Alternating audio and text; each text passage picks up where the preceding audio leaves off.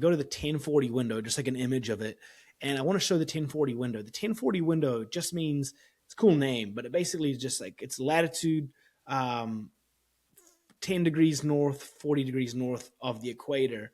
And it's just a box basically that covers a region of our world that is where the majority of unreached peoples are. 98% of all unreached people, so 98% of the 3.4 billion live here. So it's a large section of the map. It's 3.4 billion people has to fill, but North Africa, Middle East, and part of Asia. That's where the majority of people are. And you can Google it yourself, 1040 window.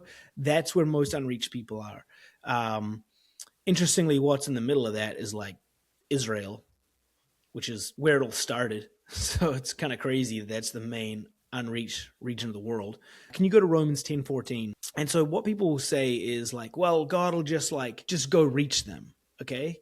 This is a thing people will say, well, God will just go reveal his Holy Spirit to those people. And well, first of all, why would God's final words be go and reach all those people if he was just going to go do it, right? It doesn't make any sense. His final words, like your final words, you're the living God. One time throughout the history of the universe, are you coming to earth and you're going to die on a cross and you're going to rise. Like every word you say is going to be important, right? Especially after you rose from the dead, you got 40 days, you're about to go back to heaven. You're like, the final thing I want to say to these people before I go is going to be super important. He says, go and reach all people. That's his great commission to us.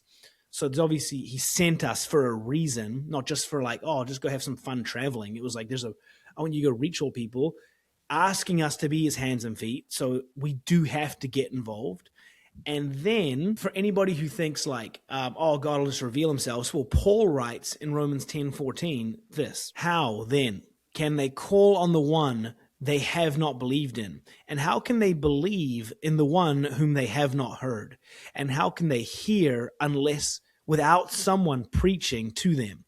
And how can anyone preach unless they are sent? As it is written, how beautiful are the feet of those who bring the good news. Again, what he's saying, how can they believe in the one whom they have not heard? How could they believe in the God that nobody's told them about, is what he's saying. So if you don't go, how can the people in the Himalayan mountains or in the unreached parts of the world believe if you don't go? And he's saying, and how can they hear without someone preaching to them? He's saying God's not just going to go do it for you. You've got to put on your backpack, lace up your boots, pay the money, and go to the other side of the world and tell them about Jesus. And there's 42% of the world who hasn't heard about him. So while there is good work we have to do here locally in our cities, raise up disciples, there's people here who need to hear about Jesus. There are parts of the world that have never even heard the name, and Jesus said to go reach all those people. And it says, how can they go unless anybody preaches? And send the preachers. So send the people abroad. So when a missionary asks you, hey, can you help me fundraise so I can go preach on an unreached people group? You should be willing to give, because it's saying, how can they go unless anybody sends them? Like, how are they sent?